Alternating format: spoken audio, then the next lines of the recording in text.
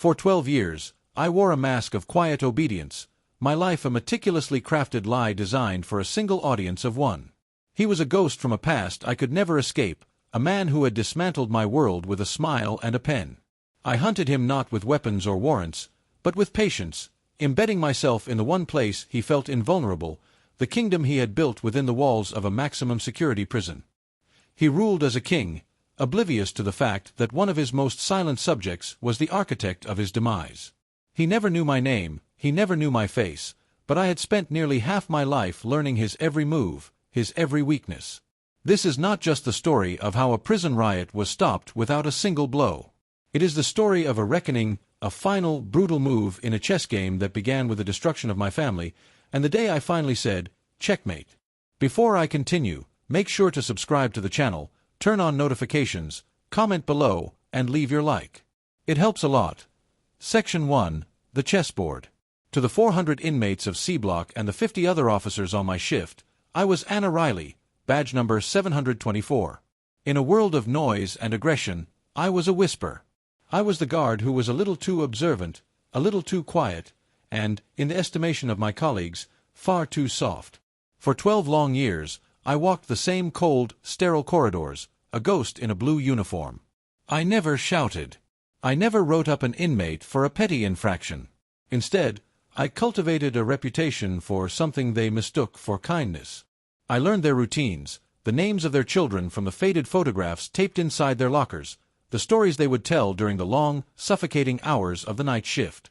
The other guards saw this as a fatal weakness, a lack of authority. The inmates saw it as a strange, gentle curiosity. It was neither. It was intelligence gathering on an unprecedented scale. Every whispered complaint, every shared frustration, every boastful claim was a piece of an intricate puzzle I was painstakingly assembling. Because a prison is not merely a building of concrete and steel, it is a living, breathing kingdom with its own brutal politics, its own shadow economy, and its own unforgiving laws. And for the last 5 years, my focus had narrowed to a singular obsession. I had been studying its king. His name was Silas Croft. On the outside, he was just another inmate number. In here, he was a living legend, a self-styled revolutionary. He wasn't the biggest or the strongest man on the yard. His power wasn't in his fists, but in his mind. He possessed a terrifying intellect, a weaponized charisma that allowed him to dissect a person's deepest insecurities and desires, finding the precise leverage point to make them his pawn. He was a master manipulator, a sociopath cloaked in the language of liberation. He had built an untouchable empire on contraband, information, and a carefully cultivated brand of psychological terror. Impossibly, he had brokered a truce between rival gangs that had been at war for decades, uniting them under a single banner and directing their collective rage toward a common enemy, the prison administration. To the forgotten men in these cells, he was a freedom fighter, their only advocate. To me, he was something else entirely. My primary obstacle inside the walls was a different kind of monster, one who wore the same uniform as me. Lieutenant Marcus Thorne was the head of my shift, a man whose entire worldview was built on the shaky foundation of maintaining the illusion of order. Thorne wasn't interested in justice, and he certainly wasn't interested in rehabilitation. He cared about one thing, a quiet cell block that wouldn't generate reports and draw the unwanted attention of his superiors. To achieve this, he had forged a dark, unspoken pact with Silas. Silas would manage the inmates, keeping the unpredictable violence to a minimum, ensuring Thorne's shifts were peaceful and free of paperwork. In return, Thorne would turn a blind eye, allowing Silas's vast criminal enterprises to flourish unchecked. It was a perfect, repulsive symbiosis of corruption and apathy, a fragile peace purchased with the misery of the powerless. Every time I looked at Thorne, I saw the same willful blindness, the same moral decay that had allowed men like Silas to thrive on the outside. It made my blood run cold with a familiar, chilling rage. The engine of their corrupt kingdom, the source of Silas's power, was the commissary. For men who had absolutely nothing, the ability to purchase the smallest comforts, a bar of soap, a bag of chips, a pen to write a letter home, was a vital lifeline to their own humanity. This lifeline was funded by money sent from struggling families on the outside. Silas, with Thorne's silent blessing, had devised a way to tax that lifeline. His masterpiece of fraud was a document he created, known as Form 7-5-5B. It was a brilliant, cruel forgery, printed on the high-quality linen paper Silas had access to in the prison library for his endless legal filings as a jailhouse lawyer. The form, which looked perfectly official, announced a new, state-mandated administrative service fee on all incoming commissary deposits. A wife, working 2 jobs, would send her husband $50 for his account. He would only receive $35.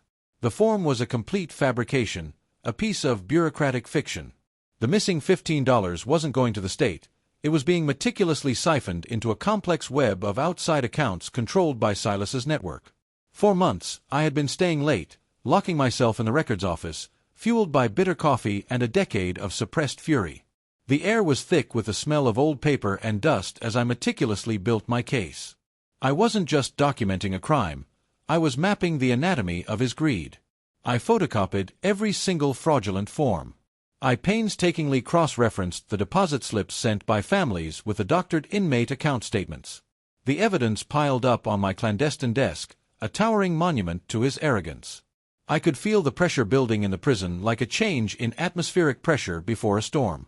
The inmates were being bled dry, their frustration curdling into a palpable low hum of rage that had nowhere to go. Their formal complaints, filed with Lieutenant Thorne, vanished into a locked desk drawer. But Silas was a master strategist. He knew this level of theft was unsustainable. An explosion was inevitable. He just needed to make sure he was standing clear of the blast radius. He needed to aim that rage to give it a target. He was going to start a riot, not as an act of passion, but as a calculated business decision to consolidate his power and bury the evidence of his crimes in the ensuing chaos. I saw it coming as clearly as I saw the sunrise each morning. And I knew, with a certainty that chilled me to the bone, that this was the moment. This was the opening my entire life had been leading up to. My gambit wasn't just about stopping a riot. It was about using the fire he was about to start as a stage for a reckoning 12 years in the making. Section 2. The Eye of the Storm. It began, as these things so often do, with a simple human error that collided with a perfectly engineered crisis. During the 4 p.m. count in C Block, a rookie guard, a kid barely 20 years old and radiating a visible aura of nervous energy, lost his tally. Following procedure, he ordered an entire pod of 80 men back into their cells for a recount. On any other day, the command would have been met with a chorus of groans and insults. But this was not any other day. This was the spark Silas had been waiting for. One of his lieutenants, a mountain of a man named Hector but known only as Tiny, began to roar, his voice echoing off the concrete walls. He accused the young guard of deliberate harassment, of disrespect. The words were a match thrown on the gasoline of the simmering fury over the commissary theft. In an instant, all that faceless, frustrated anger had a target, a scared kid in a uniform that was 2 sizes too big for him. The shouting escalated to shoving. The rookie was overwhelmed, swarmed, and then came the sound that every corrections officer dreads more than any other, the sharp, metallic clatter of keys hitting the concrete floor. It was the starting pistol for absolute chaos. The alarms erupted, a deafening, soul-shaking shriek that signifies a total loss of institutional control. I was supervising laundry detail 2 corridors away. Through the thick, polycarbonate windows of the connecting doors, I watched C Block explode into a frenzy of violence. Inmates poured from their open cells like a human tidal wave. The handful of officers stationed on the block were overrun in seconds, falling back to the main security gates as their training dictated. They were establishing a perimeter, preparing for a long siege. But I did not follow them. This was the moment. This was the eye of the needle through which my entire life had to pass. My heart felt like it was trying to hammer its way out of my chest, a frantic bird beating against my ribs, but I forced my legs to move. I didn't run. I walked. Each step was deliberate, measured. I moved not away from the chaos, but directly into its roaring, violent heart. I entered C Block, now fully under inmate control, and walked to the very center of the floor, the concrete arena between the 2 tiers of cells. The emergency strobes bathed the scene in a frantic, pulsating rhythm of crimson light and deep shadow. And there, surrounded by a maelstrom of rage, I stopped. I clasped my hands loosely behind my back, took a slow, deep breath, and became perfectly, unnaturally still. At first, I was invisible to them. They were lost in the primal ecstasy of destruction, smashing light fixtures, tearing apart their bunks for makeshift weapons, and raining debris down from the second tier. But that initial joyous burst of violence began to fade, replaced by the inevitable, uncertain question of, what now? Their eyes, scanning for a new focus, a new target, eventually found me. A lone officer. A woman. Not fighting, not running, not cowering in a corner. Just standing. It was a profound violation of their expectations. An officer was an aggressor or a victim. I was a quiet, unmoving anomaly, and the dissonance of it made them uneasy. Then, the taunts began. The circle that had formed around me, initially wide and cautious, began to shrink as they grew bolder. "Look at Riley! She's too scared to even move!" one of them shouted, and the wave of laughter that followed was a sound of collective relief. They thought they understood me now. "What's wrong, boss? Cat got your tongue?" Another jeered from the second tier. I became a blank canvas upon which they painted all of their hatred for the uniform, for the walls that caged them, for the lives that had led them here. A piece of wet bread splattered near my polished boot. A tightly rolled-up magazine struck me squarely in the shoulder. They were prodding me, testing me like a strange animal, waiting for a reaction. I did not move an inch. My gaze remained fixed on a point just above their heads, my expression a carefully constructed mask of absolute neutrality. Inside, I was a silent tempest of pure fear. Every shout, every insult, felt like a physical blow. But I had rehearsed this moment in my mind 1,000 times over 12 lonely years. I was not Anna Riley, the woman. I was an object. A stone in the middle of a raging river, waiting for the water to break against me. If you're still here with me, don't forget to subscribe, activate notifications, leave your like, and share this video with someone. Hours bled into one another, turning the block into a surreal theater of tension. The riot settled into a restless, anxious stalemate. And I stood at its epicenter. I was no longer just an officer. I had become the living symbol of the entire standoff. I listened. I watched. My silence was not passive, it was an act of active surveillance. I saw Silas's lieutenants weaving through the crowd like sharks, whispering in ears, stoking the embers of rage whenever they threatened to die down, carefully keeping the mob's focus from wavering. And then, I saw him. High on the second-tier catwalk, leaning casually against the rail with his arms crossed, was the king himself. Silas Croft. He watched the proceedings below with the detached, intellectual amusement of a scientist observing an experiment of his own design. Our eyes met across the chaotic expanse. A faint, mocking smile played on his lips. He saw my stillness and interpreted it as his ultimate triumph. He thought I was broken, paralyzed by fear. He had no idea that I was gathering the final pieces of my ammunition. I memorized every face in the mob screaming for my blood, every voice shouting threats, mapping the social architecture of his crumbling kingdom in real time. Around the 6th hour, my entire plan nearly shattered. A massive inmate, high on the mob's collective power and his own adrenaline, broke through the inner circle and got inches from my face. His breath was hot and sour with pure rage. "Say something, you pig!" he screamed, spittle flying from his lips and landing on my cheek. "Say something." The entire block fell deathly silent, a collective intake of breath, all of them waiting for the inevitable explosion of violence. This was it. The moment of truth. My heart hammered a frantic, desperate rhythm against my ribs. I did not flinch. I slowly, deliberately, lowered my gaze from his furious eyes to a crudely etched tattoo on his neck. It was a name. Isabella. Then, just as slowly, I lifted my gaze past him, ignoring him completely, all the way up to the second tier, and locked eyes directly with Silas Croft. I held his arrogant stare for 1, 2, 3 long seconds. I saw it then, the faintest flicker of confusion in his eyes. A tightening in his jaw. I had just sent a message he couldn't possibly decipher, and it unsettled him profoundly. I had shown him that I wasn't looking at the pawn, I was looking directly at the king. Confused by my non-reaction and the strange, silent exchange happening over his head, the inmate before me hesitated. The spell of his rage was broken. Before he could recover, one of Silas's men pulled him back into the crowd. The immediate danger had passed, but the very air in the block had changed. The statue had looked back. Section 3. The 60-second Gambit. Night fell outside, and the emergency lights painted the cell block in long, grotesque shadows. After more than 8 hours, the riot's manic energy had curdled. The adrenaline was long gone, replaced by a volatile, dangerous mix of exhaustion, dehydration, and raw-nerved agitation. From his perch on the catwalk, Silas could feel his control slipping. The mob was growing restless, aimless. He needed to reassert his authority, to give them a release, and I was the obvious, stationary target. He gave a subtle, almost imperceptible nod to Tiny. It was time to make an example of the silent officer. Tiny and 2 other large inmates detached themselves from the crowd and started toward me. Their steps were heavy, deliberate, final. The circle around me tightened once more, but this time there were no taunts. A grim, predatory silence fell over the block. They were going to tear me apart, and the rest would watch. This was it. 12 years of planning, 8 hours of standing, all of it came down to these next 60 seconds. When Tiny was less than 10 feet away, his shadow swallowing me, I broke my silence.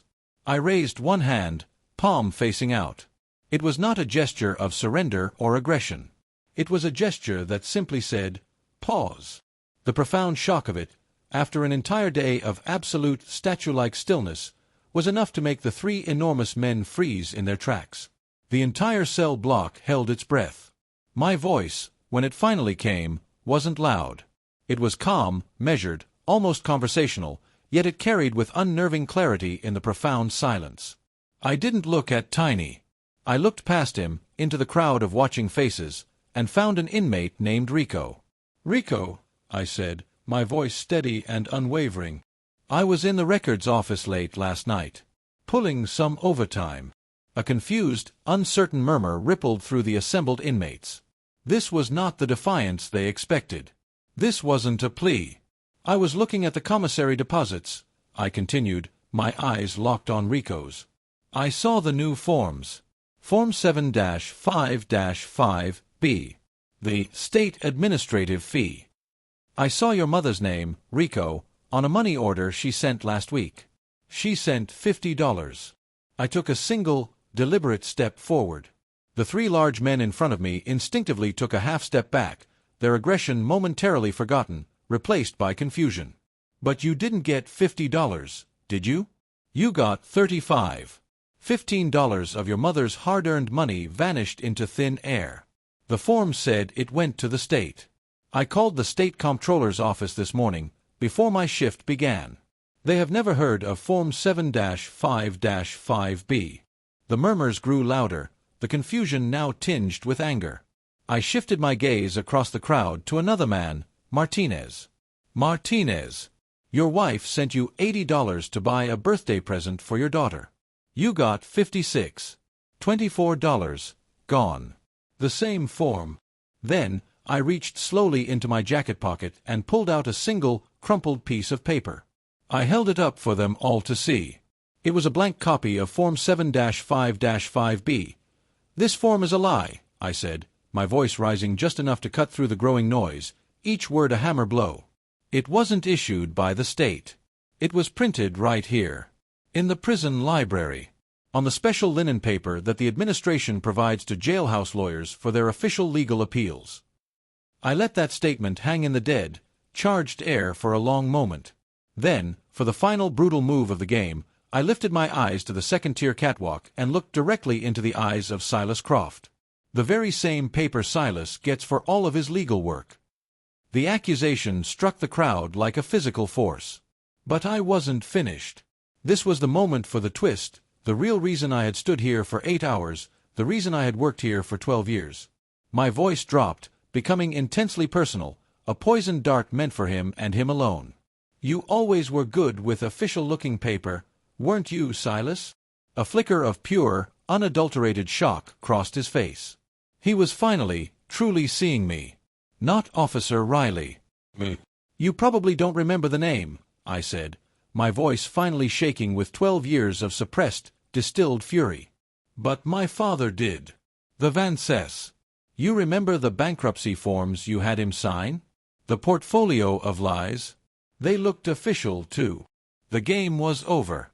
In that single moment, I had done more than expose a thief. I had shattered his prison-made mythology and revealed him for what he truly was. The same common predator who destroyed my family on the outside, now doing it again on the inside.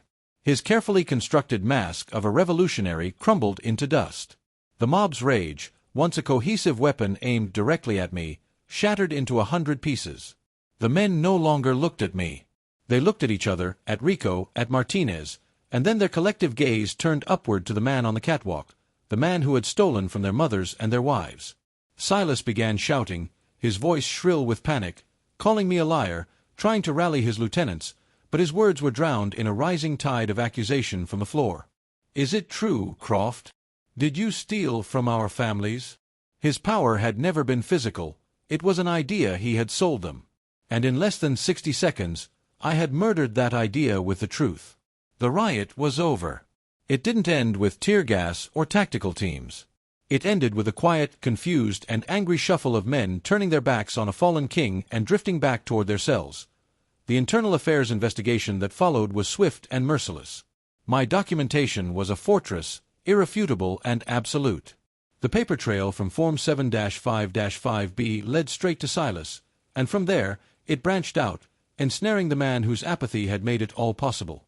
Lieutenant Thorne resigned in disgrace before they could formally fire him, his career, his reputation, and his pension utterly destroyed. He had traded his honor for an easy shift, and the price he paid was everything. Silas's punishment was far more fitting, more poetic. He wasn't given more time on his sentence. The warden wanted the scandal buried as quickly and quietly as possible. Instead, he was transferred to a supermax facility in another state, stripped of his power, his network, and the carefully constructed identity he had built for himself. But I made sure the story followed him. The truth, passed along the intricate prison grapevine, became his new reputation. The revolutionary king became a pariah, a common thief who stole from the families of his own men. For a narcissist like Silas, obsessed with status and control, it was a fate far worse than any sentence a judge could ever hand down. He was left with nothing but the memory of the face of the teenage girl whose life he had ruined, now a woman who had patiently and methodically taken his. I was offered a promotion, a formal commendation for bravery. I turned them both down and tendered my resignation the very next day. My 12-year career as a corrections officer had never been about justice in the abstract. It was a means to a very specific end, a long, dark road I had to walk to fulfill a single purpose. And that purpose was now complete. I had walked into the belly of the beast, faced the monster from my past, and used his own arrogance and greed as the weapon of his undoing. It was a victory, but it felt hollow, tasting of ash. I had used the righteous anger of hundreds of men, risked the lives of my colleagues, and manipulated a volatile crisis, all for a personal vendetta. It wasn't justice. It was revenge, cold and absolute. And as I walked out of those prison gates for the very last time, into the clean air of a world he would never see again, I was finally, blessedly free of him. But I knew, in the deepest part of my soul, that I would never be free of what I had to become to make that happen. Thank you for listening to my story. Please subscribe to the channel, turn on notifications, comment below, leave your like, and share this video with others.